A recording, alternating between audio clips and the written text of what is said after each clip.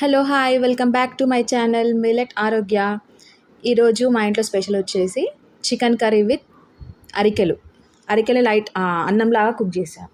Chicken కర్రీలో దోసకాయ వేసామంటే దోసకాయ చికెన్. ఫస్ట్ ఆయిల్ నేను యూజ్ చేస్తున్న ఆయిల్ వచ్చేసి కోల్డ్ ప్రెస్డ్ ఆయిల్, పల్లీ నూనె, గానుగా నూనె అంటారు కదా, అది యూజ్ చేస్తున్నాను. దాని కాంబినేషన్లో చికెన్ కాంబినేషన్లో నేను దోసకాయ వేసి వండుతున్నాను.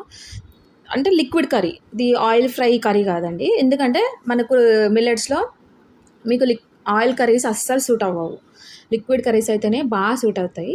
సో ఈరోజు నేను స్పెషల్ వచ్చేసి చికెన్ కర్రీ చేస్తున్నాను. ఇది వచ్చేసి అరికెలు నైట్ 8 hours నానబెట్టుకున్నాను.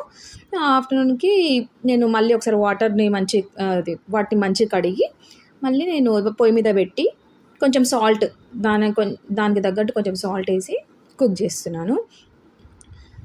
ఇదే ఈరోజు మా special millet with chicken curry. మనం మిల్లెట్స్ని ప్లెయిన్ రైస్గా కూడా కుక్ చేసుకోవచ్చు, ఫ్లేవర్డ్ రైస్గా కాకుండా. ఇలా తిన్నా బాగుంటుందండి. ఫస్ట్ ఆఫ్ ఆల్ దాని కర్రీ బాగుండాలండి.